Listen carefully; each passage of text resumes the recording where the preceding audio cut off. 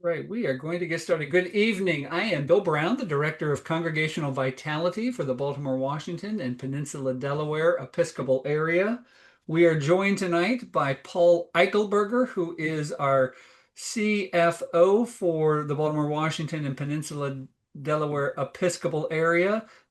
I'm going to brag on Paul for a minute as we get started. Paul literally just got home this week, late last week, Saturday. from Zimbabwe and South Africa. Paul is the newest member of the board of directors for Africa University, our premier institution of higher education for the continent of Africa, based in Zimbabwe. So, congratulations, Paul, on Thank you. being named and installed as a new member of their board of directors. I just signed my paperwork tonight. So thank you, Bill.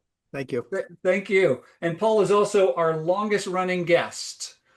He has been on more Training Tuesdays than any other guest, so welcome. And tonight we're also joined by Bjorn Waldron. He's with the National Church Group, and he will be guiding us through tonight's timely topic of insurance trends in particularly as it relates to congregation. So I'm going to open us up with a word of prayer before we get started. So if everyone would pray with me, please. Holy and gracious God, as we gather together tonight in a variety of spaces spanning two annual conferences, three different states, and the District of Columbia, we give you thanks that you have united us with your Holy Spirit. So as we go through tonight's webinar, God, remind us that while we may think of this as just another piece of administration, at the heart of administration is that word ministry. So remind us of the important work of ministry that our trustees are engaged in as they provide a space for people in our communities to gather. Be with our presenters tonight and be with us all to give us insight, wisdom, and understanding in the name of Jesus. Amen. And so as we get started, I just want to open the chat for a moment. Invite everybody, if you select on the little blue box, everyone, drop in the chat where you are tuning in from this evening. Um, and as a reminder, we will also, if you have questions, we'll be answering questions throughout the presentation tonight. So if you have questions, please use the Q&A. I will lose your questions in the chat since there are will be over 100 of you tonight, and that's just hard to manage. So if you have a question, please use it, put it in the Q&A. And without further ado, Bjorn, welcome. Thank you. And I believe we'll be transparent. You are calling in from Leesburg, Virginia. So welcome to the Baltimore, Washington, and Peninsula Delaware Episcopal area. Thank you, Bill, and thank you, Paul. I appreciate the opportunity to be here. And we will let you get started. Okay. Everyone see my screen? We looking good there, Bill? All right, I have to great. remember to unmute. Yes, it looks great. Thank you. Sounds good. Well, let me begin by saying again, thank you. Appreciate the opportunity to be here. Thank you for everyone for showing up to talk about insurance and risk management. Before I dive in, I would like to just address the first question that I always get. And no, I'm not in my attic. I'm not in the hayloft of a barn. This is my office. It's very strange looking. Our office is an old mill building, a grain mill. So usually that's the first question I get in the Q&A. So just to head that off, this is my office. So without any further ado, let me give a brief update of just who we are. National Church Group, we were started 42 years ago as a church insurance agency. So we're an independent agency. So we represent a number of different carriers that insure churches. So many carriers are generalists, some are specific to churches. So we like to work with the ones that are specific to churches, and that kind of helps inform our view of the church industry, the church insurance industry as a whole. We're licensed in all 50 states, and we are real focused on risk management. So made a decision many years ago. We didn't want to be peddlers of an insurance policy and then see our clients every every renewal when it's time to renew. So we really try and help our churches with understanding what their risks are, mitigating those risks, and monitoring those on an ongoing basis. So first, I'd like to give just kind of a general update on the state of the church insurance industry. So as I mentioned before, we represent a number of carriers that are specific to the church insurance industry. And every quarter, I get a report on how those carriers are performing. So that report gives me five of the top church insurance carriers. So the five carriers that represent the most amount of church business in the United States. And one of the key metrics in that report of kind of how a company is performing is what they call the combined ratio. So basically, how this works is every premium dollar that a company takes in, they're spending a certain amount of that on paying claims, paying employees, overhead, all of that, different expenses. So the combined ratio is basically how profitable is an insurance company. So 100 combined ratio means they're breaking even. For every dollar that comes in, a dollar goes out. They're breaking even. Um, no profit, no loss. So anything under 100 means that the company is profitable. Anything over 100 means that they're losing money.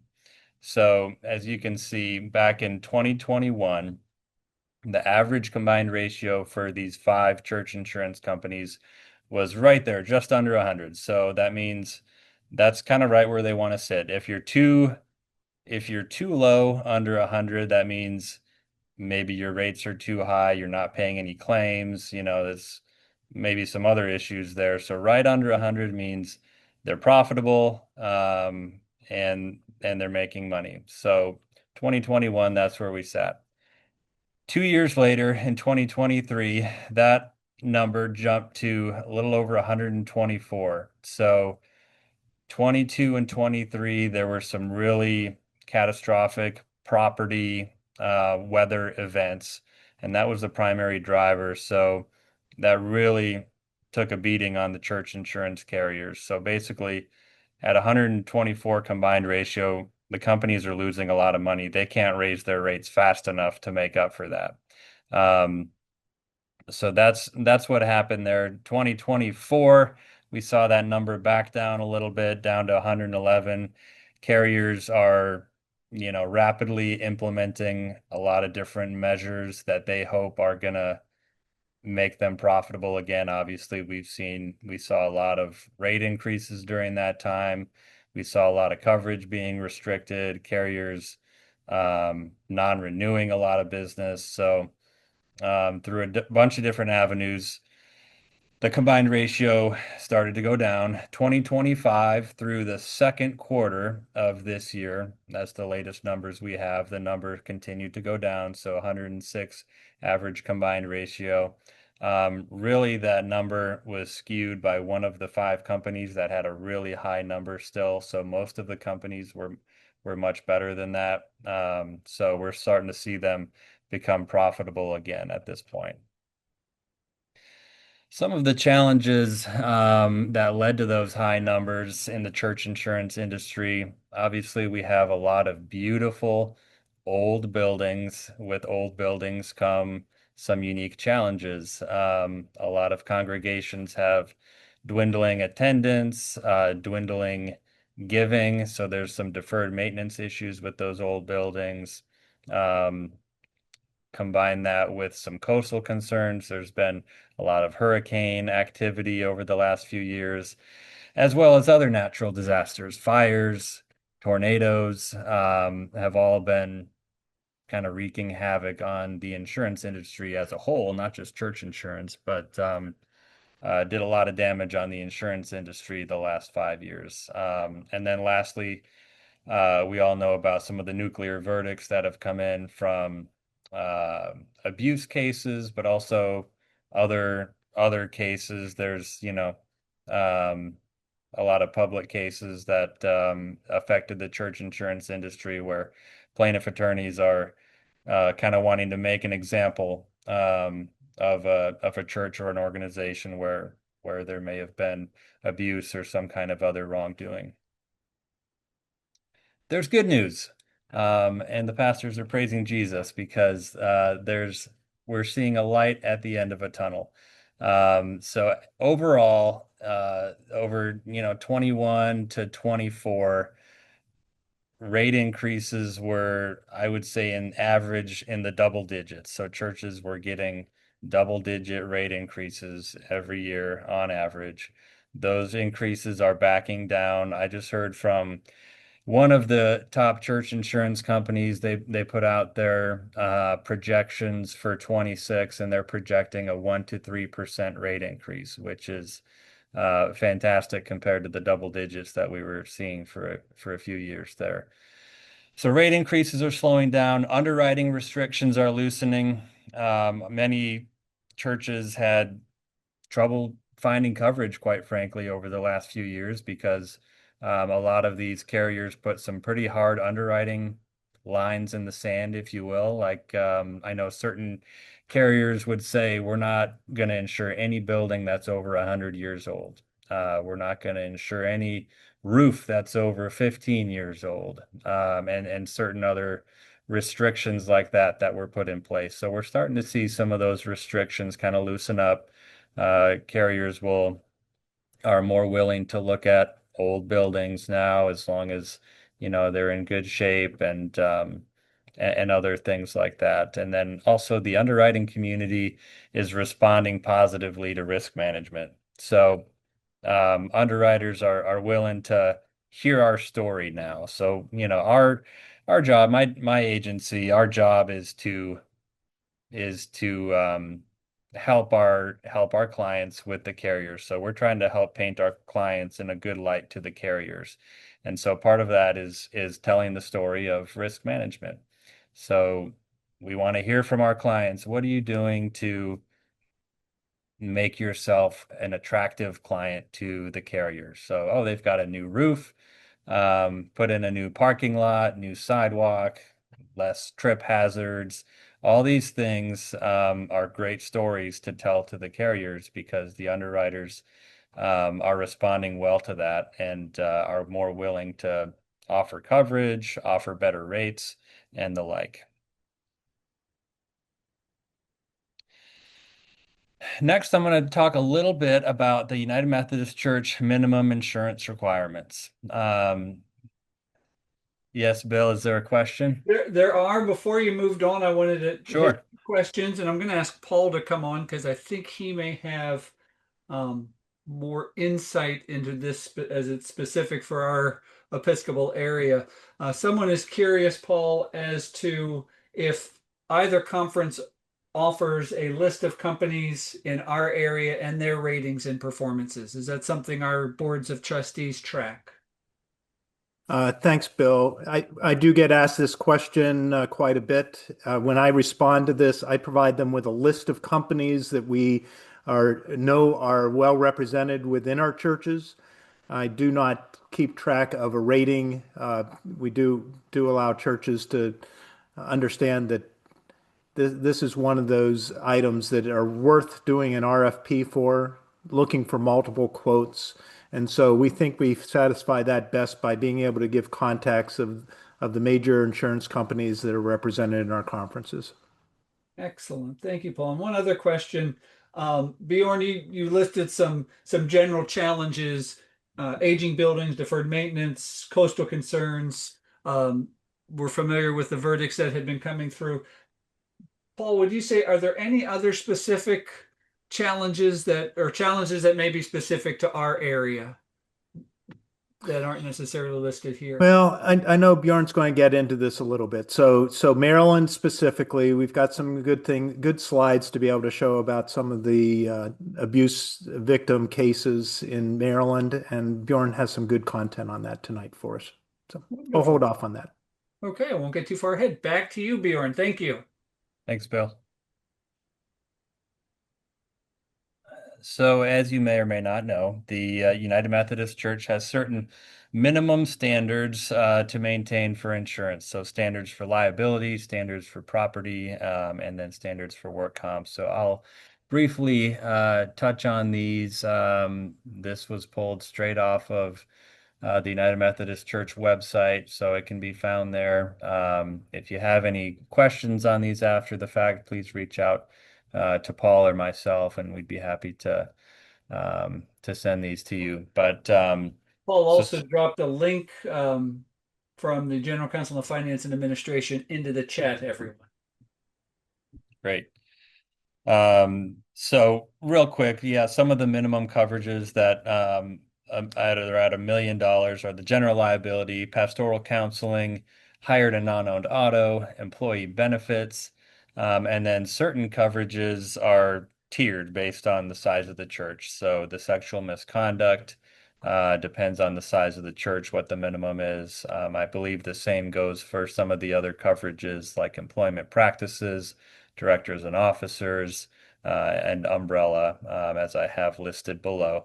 And then the crime, that coverage is basically for employee theft, theft of money and securities, and embezzlement type of coverage. So the minimum limit on that is 25,000. Okay.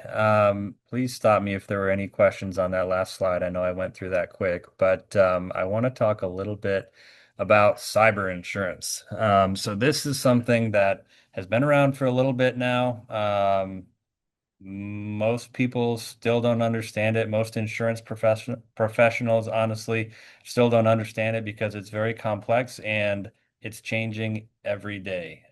Because carriers are responding to real-time threats and breaches that are happening and trying to provide different coverages to protect from those threats. So this is always changing. No two cyber policies are the same, so it's very tough to compare between different companies because they all have different kind of sub limits and sub areas of coverage that they offer. So I'll just kind of talk about this at a high level without going too far into the weeds. But typically, cyber insurance has two parts. There's first party and there's third party. So the first party coverage is coverage for a church or an organization's direct loss. So you had a hack or a cyber event, and you either lost money from that, you lost time, you lost data.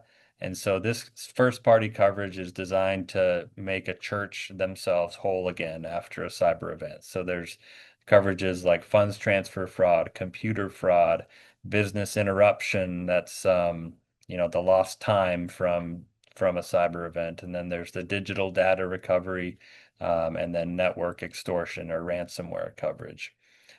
So those are just a few of them. Again, everyone's different. Every policy has its own nuances, but the first party coverage is designed to protect from a church's direct loss. And then the other part is the third party coverage.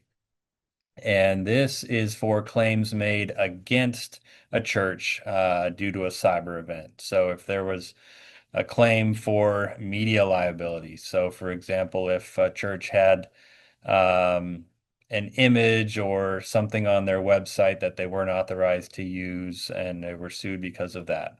Also, other coverages, privacy and network security. So, if someone's data is breached because of negligence of a church, it would cover that kind of thing. And then regulatory fines, there can be a lot of fines due to a data breach, and then payment card loss as well. So those are some of the third-party coverages covering areas where churches can be brought into a lawsuit due to a cyber event.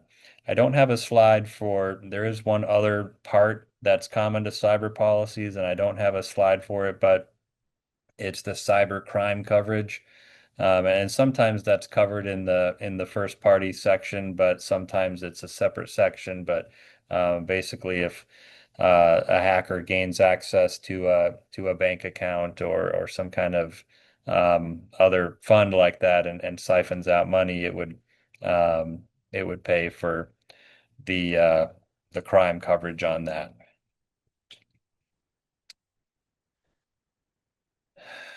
Okay, next I want to talk about some of the insurance cost drivers, and I really want to mo focus more on strategies to lower those costs. So I kind of already touched on in the challenges section what the real cost drivers are to insurance.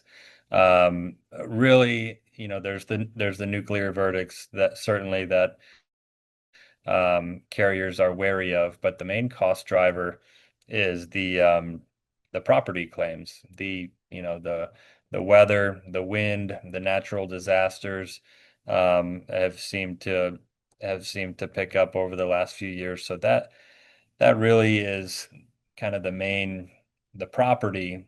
If you look at your insurance policy and kind of look at where the premium is coming from, typically 80 to 90% of the premium in an insurance policy is coming from the property section, especially if you own a building, a sizable building, you'll see that's where most of the premium's coming from. And that's because that's where most of the losses are coming from.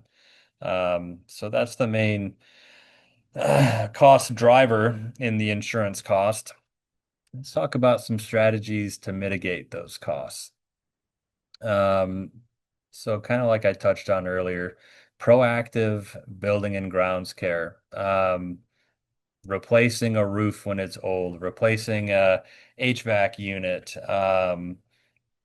maybe you have a sidewalk that's heaved that's become a trip and fall hazard, or potholes in the parking lot. Those things all go a long way towards, like I said, painting that picture to the underwriters of this is a really well managed church, and a claim will not happen here unless by an act of God. That's kind of the picture that we want to paint to the carriers. So those proactive building and grounds cares, certainly physical security measures, so security systems, sprinkler systems in buildings, fire alarms, all those things help to kind of add credits to the insurance policy, and also bring the cost down. And then certainly robust risk management procedures. So this really helps out in the liability areas of a church. We want to have robust procedures regarding abuse prevention, regarding employment issues, money handling. So there's all kinds of different, sample policies and procedures that are out there for these kind of things. So, if you're a smaller congregation or a newer congregation and are just kind of implementing these kind of things, you don't have to create it from the ground up. Reach out to other churches, reach out to your insurance agent or carrier. They all have plenty of resources around all of these different issues and would certainly be happy to share those. And then the last thing, tell your agent about these things. So, like I said, your agent's there to help you out, be your liaison with the insurance carrier. So the more your agent knows about, the proactive things you're doing to mitigate risks at your church, the better that looks for you with the insurance carrier, and the more that'll reflect in your ultimately in your insurance premium.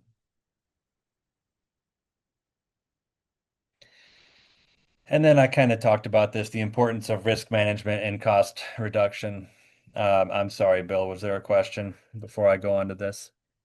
I will let you stick with the risk management piece. Don't want to interrupt that. We do have a question, but it's related to something previous. So let's finish risk management. Sure. Yeah, I was just tying it all together. Proactive risk management, again, helps us paint that picture for, uh, lowering the likelihood of claims, kind of telling our carrier partners, unless by an act of God, there won't be a claim here that's the result of negligence by this church. So, that's kind of what we hope to accomplish with that. Okay, Bill. All right, moving back to your cyber insurance coverage, and you were discussing, you had mentioned an example of if a church has an image on their website that they're not licensed to use and somebody sues for that. Somebody's raised the question, and a lot of our church, a number of our churches are facing this. They're streaming their services, Facebook, YouTube, other platforms, and they have the CCL license, they have the one license, they have the other streaming licenses.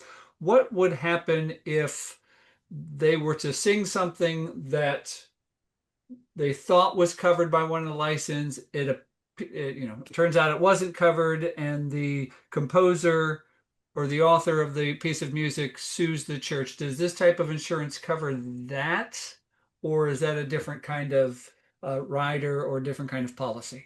Yeah, yeah. So that kind of scenario is it's exactly something that the media liability would cover. Yep. So anything, really anything relating to streaming, website, social media, all those different mediums, claims that would arise from that. Yep.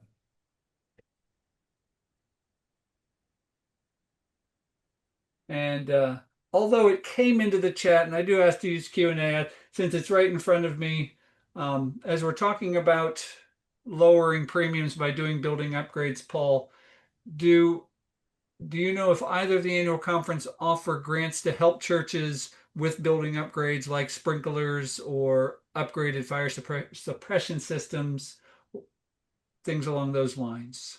Uh, the best I can offer there is that we have vehicles for helping cash flow on those types of projects by doing loans.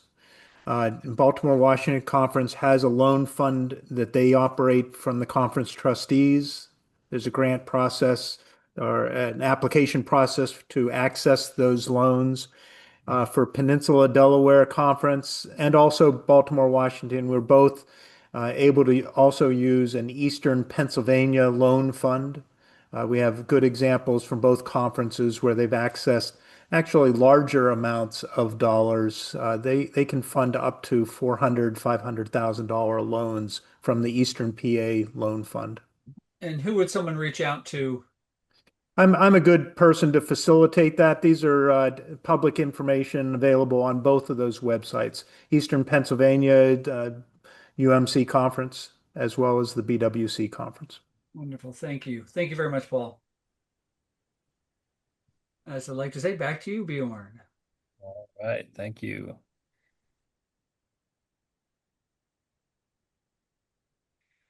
Okay, let's talk a little bit about church safety and security teams. So this was something that became real popular about 15 years ago, when there were some of the big church shootings that had happened and churches started implementing safety and security teams all across the country. So, um, at this point, a lot of churches have been at it for a long time. A lot of churches are just starting them up. So let's talk a little bit about what that looks like to have a church security team. How do you start it? Um, Usually honestly, how this starts is a church has either a former active police officer or someone who served in the military, and they kind of step up and say, "Hey, I'd like to um, start this team." And usually it starts with them just kind of patrolling the grounds on Sunday, and that's a great start. So one of the first things that a church should do in establishing this is identify who that leader is going to be. It could be a pastor, it could be a staff member, it could be a volunteer, just a member of your congregation who has a passion for security or has a background in that area. But have someone be that kind of point person to bring the team together, and then have that person be kind of the recruiter and the developer of the protocols. Some important items to consider for church safety and security teams. So obviously you'll want to determine, are you going to allow them to be armed versus unarmed? As a church, there's a lot of debate over, should we allow people to carry weapons when they enter our doors? Whether you have a policy on that or not, some people are going to do it anyway. So you don't necessarily have a whole lot of control over that, but you can certainly have control over members of your safety or security team carrying weapons or not. So determine whether you want them to be armed or unarmed, and with each of those comes some insurance ramifications. Certain carriers really do not like to cover armed security teams. So it really varies by carrier. Some carriers are fine with it, even happy about it, that churches are being proactive with security. Other churches see security team members carrying a weapon as a bigger risk for them, rather than potentially mitigating the risk. So check with your insurance carrier on that before on their stance on that before you decide whether to let security team members carry a weapon. And then certainly we'll want to develop procedures and plans. So having, the retired police or military officer patrolling the grounds is a great start. There should be a much more robust plan than that eventually. You should have some emergency protocols. What do we do if there's a fire? Where do we take the kids? Where do we tell the parents of the kids to meet us? Different things like that should all be considered and put into the plans. And then lastly, items needed to support the plans. So probably radios for the security team members to communicate with one another. Sometimes security team members will be wearing like a bright yellow vest so people can see who they are and go to them for help. Uh, Different things like that. Other items to consider might be, having a AED on hand for health events, or security cameras, different items like that. So all things to consider. And then lastly, training the staff and volunteers. So the level of training will kind of depend on those policies and procedures that you have for the security or safety team. So if you're going to allow them to be armed when they're serving, you'll probably want to make sure that one, they're authorized to carry a weapon, and two, they are competent with that weapon. So, if you do have an armed team, it would be good for them to prove competency. So go to a range, have them practice that kind of thing. If they're not, then it'll be much simpler, but just different things to consider with your team. So. I serve on the security team at my church, and one thing that we do at least once a year is have CPR training. So if we have new members on the team, we want to get them trained and certified to provide CPR, because of any safety and security event that could happen at a church. Around 90% of those are medical events. So certainly want to make sure the team is equipped to handle things like that. And then, yeah, depending on the protocols you have in place, you may also want to do some drills, some fire drills, practice certain things like ushering people to safety if there's if there's a security event and things of that nature.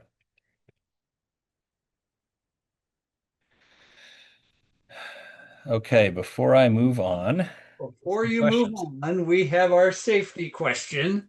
Um, and I will say I learned about this in the last congregation I served, if the first church in my career where we had a fire drill one couple times a year just to practice getting people in and out of the building, and it's well worth it. But someone's asking, can you offer um, is there anywhere somebody can go for an actual example of protocols and plans that they could review, or is that something an insurance carrier should be able to provide?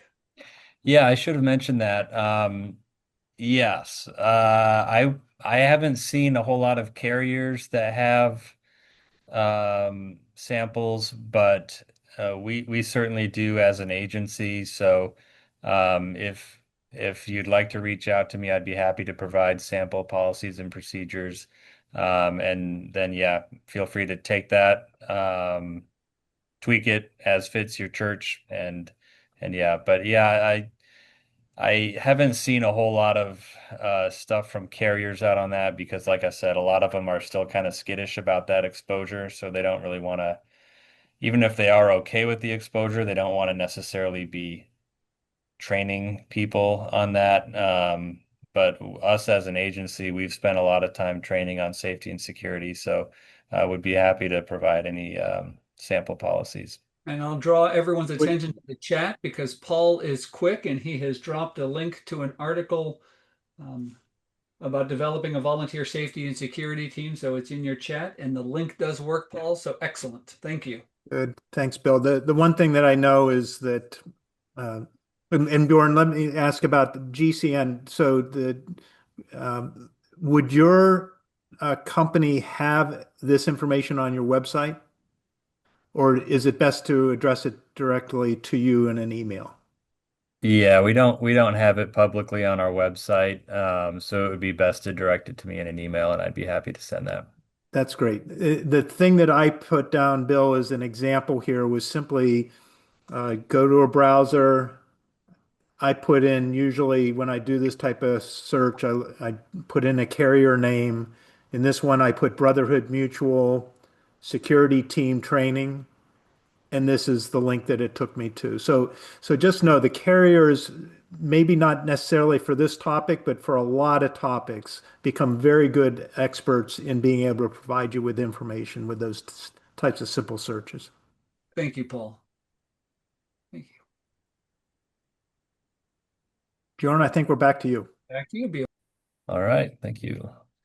All right, so Paul mentioned this earlier, so we'll do a little bit deeper dive on this. As you may or may not know, several years ago, the state of Maryland passed a law that changed the statute of limitations on bringing abuse claims. So back in 2022, the Child Victims Act of 23 was introduced, which removed the statute of limitations for bringing civil lawsuits for child sexual abuse. So regardless of when the abuse happened, victims could sue for damages from that event. So from 2023 to 2025. They've been implementing the new statute, which led to a lot of new insurance claims as victims have become aware of their extended rights. And they've made some amendments to the statute along the way. So I think one amendment that happened, I believe this year in 2025, was they limited the amount of damages that were available under this act. And I don't remember exactly what the numbers are for that, but it's it's yeah, it's not open-ended anymore. So they put a kind of limit on the dollar amount that can be awarded in this kind of a lawsuit. But the big question that often comes up, what does the church do if they receive an abuse claim from 30, 40, 50 years ago? Um, this is the challenge because a lot of, well, almost all abuse uh, abuse sections of a liability policy are written on what they call an occurrence basis. So that means the carrier that is writing the coverage at the time the alleged incident occurred is responsible for covering that. Other coverages are written on what they call a claims made basis. So regardless of when the incident occurred, the carrier that's writing the coverage when the claim is made is responsible for covering it. So since most of these abuse policies are written on occurrence basis, if a claim comes in from 30, 40 years ago, the insurance carrier that was on the coverage at the time of the incident is going to be responsible for covering that.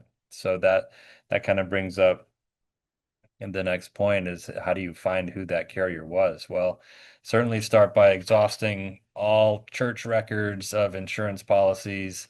Certainly 30, 40 years ago, there weren't electronic records, so it may be a paper file, and maybe it was digitized at some point along the line, but that's certainly the place to start. If a church isn't able to find a policy through those means, They do have what they call insurance archaeology firms that can be hired to track down old policies. I actually one of the carriers I work with, I asked him this question. I asked the VP of liability claims this question. What does a church do if this happens to them? And he said they have these insurance archaeology firms, but the firms don't necessarily have any kind of secret sauce. They're just kind of sleuthing around, trying to find, trying to talk to different people to find who this carrier was. Um, anyway, and the carriers are required by law to keep records um, a long way back. So if the carrier was on it at a certain time, they would have record of that policy being in effect. Okay. Next, let's talk a little bit about the scouting settlement. So, as I'm sure most people are aware, um, there was a giant abuse scandal within the Boy Scouts specifically, which led to a big settlement and ultimately ended up having an impact on a lot of churches and a lot of insurance carriers. So, after that settlement, church insurance carriers certainly became, a little more leery of scout troops. So obviously, scout troops, I would say more often than not, are meeting in a church, and certainly the United Methodist churches are one of the top homes to scout troops. So after that, church insurance carriers really started kind of scrutinizing that a little more. They're going to ask whether the troop is chartered by the church or whether it's independent, just using space at the church. Again, it kind of varies by carrier. Some carriers drew a hard line on that and said, we're not going to insure this church if there's a scout troop meeting there. Most of the real church insurance carriers don't have that stance. They will still insure a church because they understand this is a very common thing, and this is a good thing for churches to share their space with scout troops. So it was more of the non-church specific carriers that kind of took that hard stance.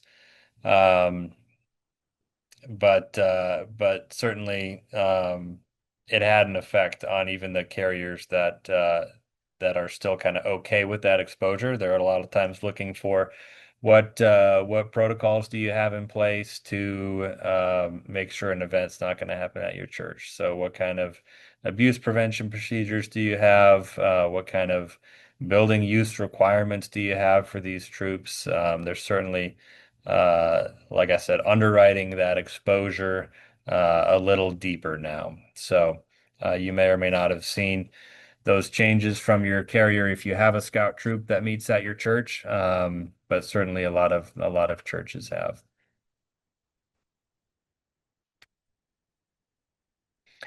Okay, next let's talk a little bit about sources of information for trustee. I have trustees there, but not necessarily trustees, really anyone in church leadership. Anyone that's tasked with stewarding and shepherding their church resources. So, like I said, churches don't have to do it alone. There's a lot of areas where you can rely on others for some of this help. So certainly one, like I mentioned, is your agency. Reach out to your agency. They should be able to help with a lot of this stuff. So risk management audits, finding out where your vulnerabilities are. Certainly a lot of agencies would love to help with that. Just kind of taking an overview of your operations, where you currently stand, and what areas you're doing great, what areas you might need help with. Certainly can help with development of risk management policies and procedures. Like I mentioned, the safety and security team training, abuse prevention training, abuse prevention policies and procedures, all those kind of things.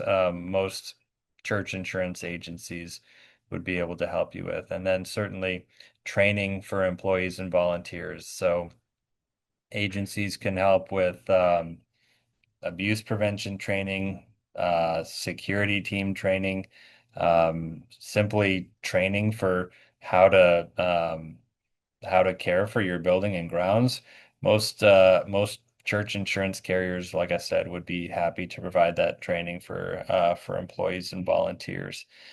And then next, the carrier. The carriers obviously have a vested interest in making your churches a safer place, so they've developed robust libraries for all this kind of thing, and resources for churches, such as discounted background checks for your employees and volunteers, online trainings. So most carriers will have a section of their website designed for training. So it could be anything from abuse prevention to HR training to um, a lot of different areas that could really help a church. And then again, sample policies and procedures. So most church insurance carriers will have sample policies for many different areas of ministry that you can certainly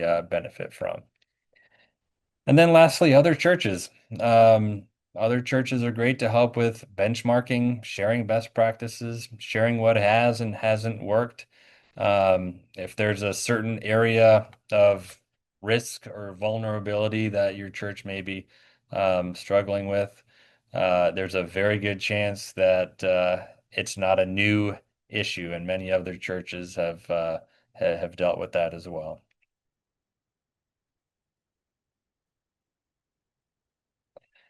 Okay, so that's what I have for the presentation. Again, really appreciate you allowing me to be here and would love to open it up for any other questions. We do have some questions coming in.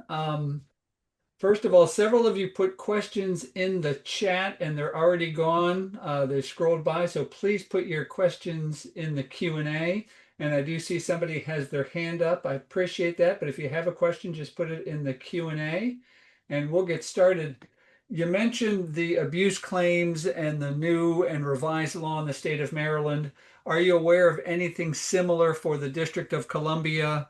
Or let's just name all of our states. We have a few churches in the Eastern Panhandle of West Virginia, and we have a number of churches in the state of Delaware. So are you familiar with any similar legislation in those areas?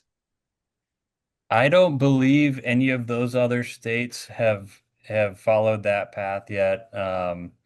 This kind of got New York was the first state to kind of start down this, and there were a few others too, possibly on the West Coast, but New York did this maybe 5 years ago, and when when they did it, the industry was kind of bracing themselves, like, what's going to happen here? There's going to be a deluge of these old claims that come in.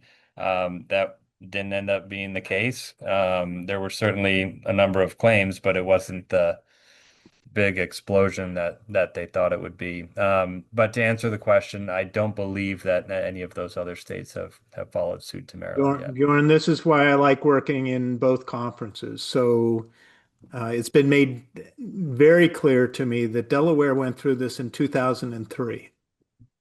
And Oh, so they did. they've gone over this hurdle. I don't know if the first in the country, but I have a sense our Delaware folks know the history of this. But that was a big issue that they've gone over that hurdle in 2003. When this came up in Maryland, Bill, I can simply tell you that between May and July, we became aware of six abuse cases from the 1960s that hit our churches in Maryland. So six, and they're all in BWC. So those are being tracked very closely. These trying to find old insurance, this is exactly where you are. And some of these overlap with the Boy Scouts, as the Boy Scout settlement still remains in the courts and is being finalized. Some of those hit Maryland's courts as a buffer, thinking that the courts might toss out the Boy Scout settlement and they wanted a placeholder in Maryland to be able to pursue that if this overall settlement failed. You, Paul. Thanks for So that, Paul. keep going through the questions. Somebody put in the Q&A about the continual, I think I know the answer to this, but I'll ask it anyway.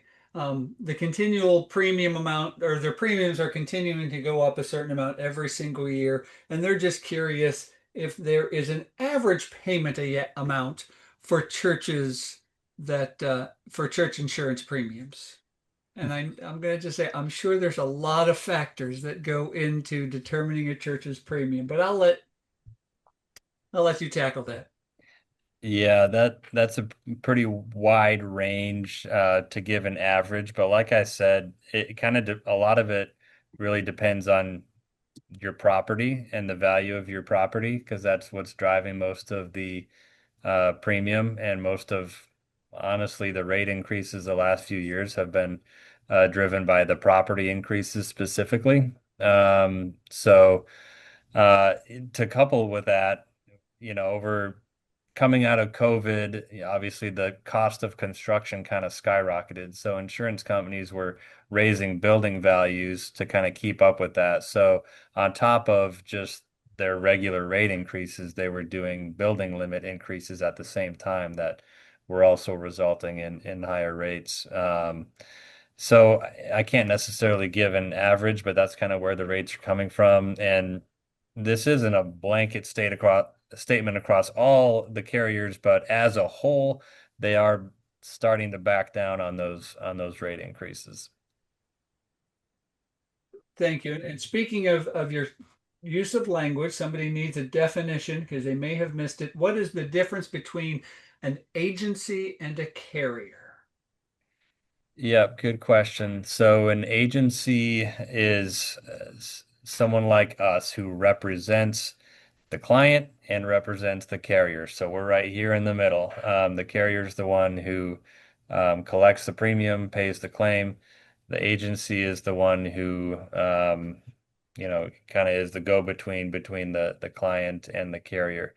Now, there are certain carriers that don't use agencies like us. They just use their own employees to go directly to the church. So that's kind of a different thing where the carrier just has their own agents, they might call them, or representatives um, that go directly to a church. But the kind of the standard is that agents like us represent the carrier to the client.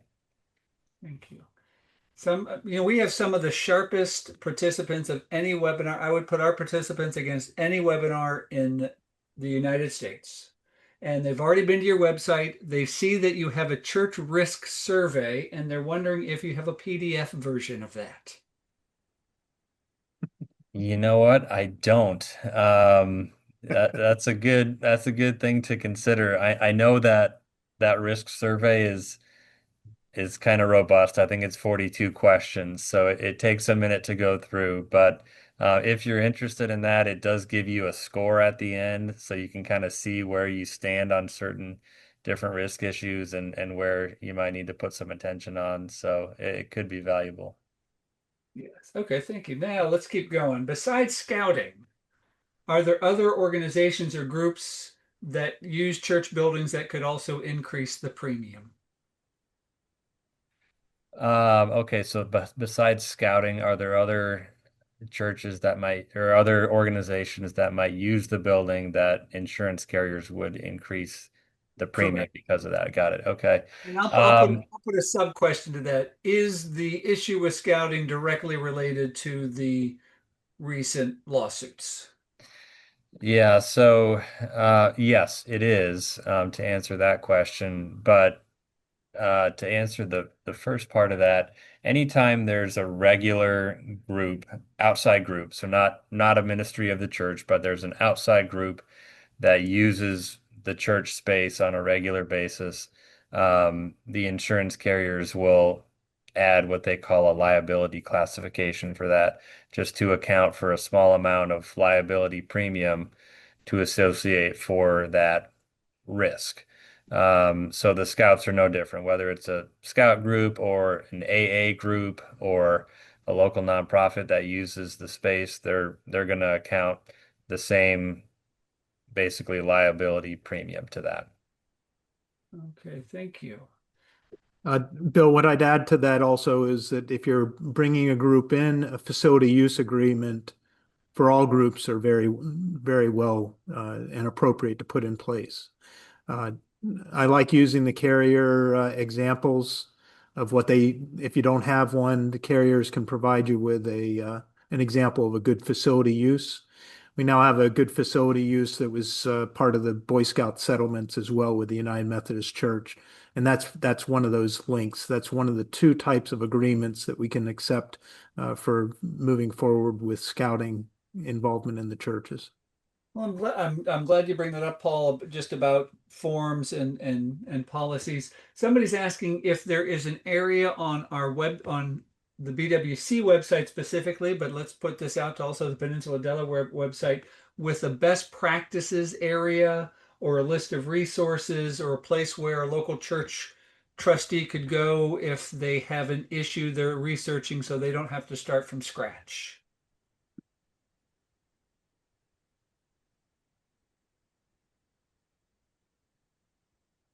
You're asking me, aren't you?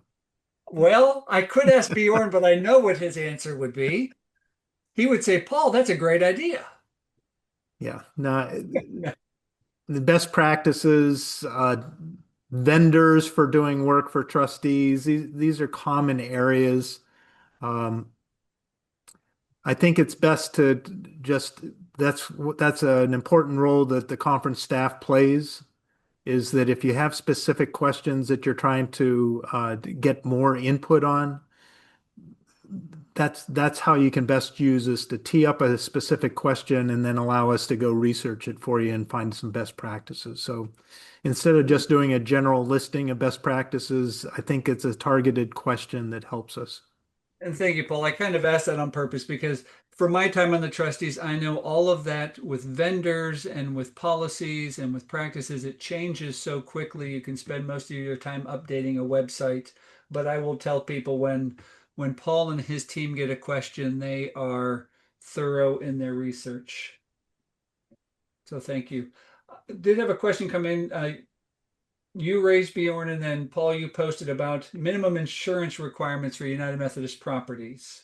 So if the insurance carrier is covering all of the buildings, and every 5 years they have the building value and replacement cost evaluated, what happens when a church receives a quote where parts of the building that are newer um, are one rate, but the older parts, like the a more historic sanctuary, are a higher rate, and the church can no longer afford it? Can the church opt out of covering that part of the building? So if it's a newer education wing and an older sanctuary, can they opt out of covering their sanctuary if they can't afford the premiums? Bjorn, have you come across this type of a situation? I haven't seen a church, so if it's the same building and they're connected, there's not really a way to cover part of the building and not the other part. But I have seen where there's a older building on the property that if it went down, they wouldn't want to replace it, so they don't want to pay for the insurance on it. And we've certainly done that. And I know in some of our churches, the sanctuary and their education wing or their sanctuary and their fellowship hall are not attached. Um, it's not often, but I have seen So, in my so travels. Bill, I think what we'd say here is that the district superintendents are all trained. Bishop fully supports this as well, in that if a church does not have their property covered by insurance, that's an immediate non-occupancy, no more services until the insurance is in place. So we've seen that play out as the last couple of years. Bjorn's done a good job in explaining that some churches get caught in a renewal process and given less than a month to react to extremely high rates or a letter of non-renewal. And so when that happens, the services stop in the church. You're avoiding any occupancy until you're able to reassert the insurance on the property and appropriately have the public join you for worship. Thank you, Paul. All righty, back to our list. Someone's wondering about, particularly because of where we're located, Bjorn, what are your thoughts on terrorism insurance? Yeah, most policies will automatically cover that. I think some carriers will allow you to opt out of that, but yeah, I mean, like I said, most policies will automatically cover that, and it's something that a church should have. And it's not typically not a large premium bearing thing. It's a small amount of the premium that's assigned to that. Okay, let's keep in the weeds for a second. Literally, so water and sewer line coverage, is that a separate policy or is that usually covered under the general building uh, policy? Yep, that's usually covered under the package policy, so the main property liability policy. The one thing that related to that that is not covered in that is flood coverage. So flood is typically excluded from most property policies, and flood is a thing that's highly regulated by the government, so that's why they typically have it on separate policies. So yeah, typically flood is excluded, but water and sewer lines are included. Thank you. And I'm not sure who best to answer this, Paul or you, Bjorn. Does a church's incorporation status affect their insurance premium? Is there different premiums if a church is incorporated versus a church that is not incorporated? Yeah, so that's one of the questions that carriers will ask up front is if a church is incorporated, and I think it has a very small premium bearing element to it, but yes, it does. Thank you. Short questions, but they're important. How concerned should someone be if they're over or under insured, and what could they do about it? Yeah, I mean, I've seen, so this goes back to that getting your buildings valued every 5 years. I've seen a lot recently where certain carriers have just kind of arbitrarily increased the building value by astronomic amounts every year. So recently I've seen some churches um, whose building value, for example, went from 5 million to 9 million over the course of a couple years. Um, is it actually worth 9 million to replace? Probably not. So really the risk there is you're paying to insure a $9 million building when really it's not worth that. And you're paying too much. On the flip side, if your building's underinsured, if it were to be a total loss, your policy is not going to pay to fully replace it. So certainly want to have your buildings evaluated for what the true replacement cost would be. And I think Did that that answer the question? I think so, and that's a good point because a lot of churches need to look, do they have replacement cost or just replacement value? Because sometimes it's going to cost more to build than the church is worth or rebuild. And that's an important distinction. And on the topic of building valuations, someone's curious, where can they find a vendor? And I ran into this when I was serving in a local church and when I was serving on conference trustees, of vendors who could conduct a building valuation, just because I know it's hard to evaluate it's hard to determine the value of a church building. So where could someone look for that? Yeah, well, one area is you could have a full appraisal done. So there's certainly local companies that will do building appraisals, but also your agent. If you're concerned your building value might not be correct, certainly reach out to your agent and ask them, and your agent should be able to do a building valuation on it as well.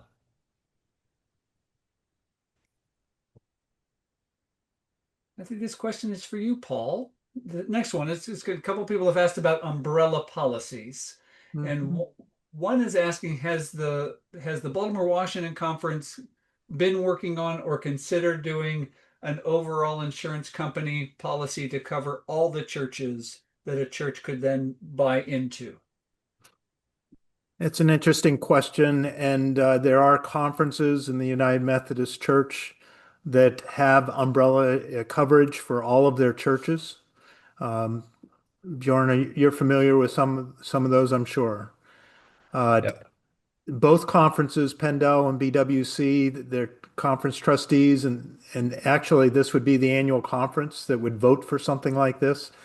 History of both of these conferences has never gone to that step of having a mandatory insurance policy controlled by the conference. Uh, I would put it this way, the two conferences value the independence of the local churches to be able to sort their liabilities and shop for their insurance. That's one aspect of this. And I do think that there are challenges to those conferences that have gone with a single underwriter for all of their property. Uh, I don't believe that it minimizes the risk associated with it. Perhaps an area closer to the shore would be overburdensome for a single insurance carrier to cover an entire conference like Pendel or BWC. And we have examples where conferences have had umbrella insurance for their entire conference churches. And Louisiana is one of those where the carrier that was supplying that insurance pulled out. And so then all churches in the conference were left high and dry when that happened. So there are I believe it's the best uh, risk management to be able to allow each church to be able to do their RFPs and do competitive bids.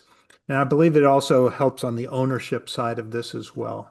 When a conference is involved in providing the insurance, an individual church may not necessarily take full ownership of what's really involved with keeping control of your prices and the premiums that are being asked and what the inspections mean for each one of those churches as they're pursuing their carriers. So independence is the heritage that we've inherited from both of these conferences. Let me add a twist to that question then, and maybe Bjorn can answer this. Have you heard of or seen a situation where several churches in a community or in a particular geographic area join together to do an RFP for insurance on their property? So not conference wide, but within a zip code or within a particular geographic location, five or six churches just deciding to come together. I've not seen that done, and I think what you're saying is like five churches come together to get one kind of master policy together and sharing the premiums and that kind of thing. Yeah. Um, I have not seen that done on that small of a scale. I don't know if insurance carriers would really be able to do that because there are certain restrictions around that kind of thing. Usually it has to be done at kind of the denominational level or where there's a overseeing body that kind of governs that. So I've not seen that done. One of our participants has their agent has there could be their agent or their carrier has contacted their church to do an assessment. And it's been out of the blue. It's not something that they've had done before, and they're just concerned that the insurance company wants to come in and visit to look for flaws or to find a reason why they could cancel their policy. Is that a typical practice for insurances to unsolicit cold call to come in to do assessments? Yeah, it's not out of the ordinary. Certain companies, carriers that we work with, will ask us to do that from time to time. Like if no one's been out there to physically visit in 10 years or so, they'll ask us to go and uh, get photos, send them photos, that kind of thing. So that's not out of the ordinary. So companies also have loss control reps that they send out from time to time just to kind of again get eyes on the property. So it that scenario doesn't sound like it's necessarily something to be super concerned about, but yeah, it's fairly common. Thank you. And we'll stick with some premiums for a while. We have one of our churches that is located in a historic district of their city, and they're wondering if just their location being in a historic district should be affecting their premiums or could affect their premiums. Nope. Yeah, no, just being in a historic district doesn't affect the premiums. Being in an area, obviously, if you're in a kind of urban area of town, it does help that you're probably close to a fire station. You probably have a fire hydrant on site. So those kind of things certainly help. But being in a historic district doesn't have any bearing on it. Okay. Thank you. And back to this is coming very random, back to the terrorism insurance. They're asking about terrorism versus hate crime insurance, or are they under the same section, or is it different sections of a policy? Yeah, that kind of is up to the interpretation of the carrier, whether they deem a hate crime an act of terrorism or not. So each claims adjuster will kind of have their own, subjectivity as to what they'll call a certain claim. So that kind of varies by carrier. Thank you. Oh, someone did mention, and Paul, I'm not sure if, I'm sure you're familiar with it, the CPA Co-op Community Purchasing Alliance in the District of Columbia. I was going to mention that, Bill, but I don't believe that that's a grouped. I think that's individual properties Okay. all going to the same place, looking for a cut in the rates, knowing that we've sent more than one church in that direction. So And they're saying that they were able to get lower rates through them, but I think that's a it's very good their option as well. particular church. Um, and just so that they know, Paul, I do have the person asking about their 150-year-old church building and being able to keep it insured. So I'm going to refer them. They have some specific questions. I'm going to refer them to you, so perhaps that you can help work them, because their premiums um, have gone up over $10,000 in 1 year. Yes, I see the question. So That's a good one to send to me. it's very challenging for them. So thank you for that. Um, Bill, I did post a question to the group as we're drawing towards the end. I'll uh, introduce it simply by I've been contacted by a church this week. It tends to be a Maryland only situation at this point, but churches have been contacted by the Maryland Department of the Environment about a benchmarking report that was due October 1st of this year in support of the state's building and energy performance standards. It does not look like churches are exempted. I'm trying to do some research over the next couple of days on this, and I know of only one church that's received this notice to date. So I did open the chat for everyone just to give us an idea. If you are in the state of Maryland, if your church has been contacted by the Maryland Department of the Environment about a benchmarking report, could you just drop in the chat just the word yes if you have? Um, Appreciate some people are putting no, they haven't. Mhm. I don't think that's anything to The be criteria that we've seen so far is that it's for churches that are 35,000 square foot and larger. okay. So that may not affect all of our churches. So Bjorn, that is all of the questions that have come in so far tonight. So thank you so much. I want to let everybody know I did put it in the chat, but we have recorded today's presentation. It will be posted later this week or early next week, and we'll also have a PDF version of the slides so that you can share it with your local church trustees. I do have to give another thank you to Paul. When I'm putting together, I usually start in about June to put together the fall season of a Training Tuesday, and I reach out to different stakeholders on our staff and within the annual conference for ideas. And Paul is always quick. He has got his finger on the pulse of what's going on with local church trustees and finance committees. So, Paul, thank you for suggesting tonight. It's been very informative. And if people would just drop in the chat, please, a thank you to Paul and Bjorn for their time tonight. Next week, we will see a return of Just, Paul just one, Eichelberger. Yep, go just ahead, one Paul. second, Bill. Bjorn, do you have one more slide? No, this was the last one. Okay, I thought you might have had a QR code in what I saw earlier for downloading the presentation. Oh, That was a no. previous version, Paul. Okay, So, thanks, so, thanks. so You'll have to Bjorn go to the BWC website to get the or the presentation. Pendel website or the Episcopal area website. We put it in all three. And I Bjorn, think if you Bill could Brown made an edit before I saw it. if you could Bjorn, if you could send me a copy of the updated version, I would like that. Yep. Um, I'm going to give one last question. We're going to get it under the wire. We're not letting you off the hook. Should a church require any renter, commercial, private, nonprofit, a certificate of insurance showing the church as a covered entity under the renter's insurance? Like somebody who's using the church for a birthday party or for a meeting.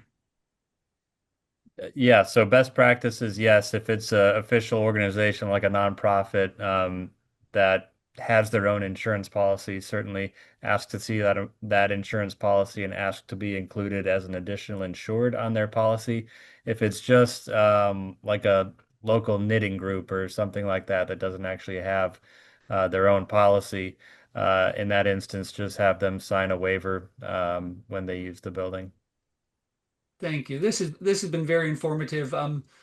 Enjoyed my time on the conference trustee, so it is a joy to hear this kind of conversation again. Next week, we will be joined once again by board of director member for Africa University, Paul Eichelberger, who on the side is also our Episcopal area CFO. But next week is financial trends. So our finance committees will want to make sure they register, and you'll get an invite sometime Financial later. trends, and we're going to specialize in some new billing of benefits that will be introduced January 1st of 26 to support our new Compass pension plan. So Wonderful. Again, you put the ministry back in administration, Paul, and I truly appreciate that. So thank you both for joining us tonight, for the preparation you put into tonight. I want to thank all of our participants for signing on and being with us tonight. I hope you have a blessed rest of your evening and rest of your week, and hopefully we will see some of you next week.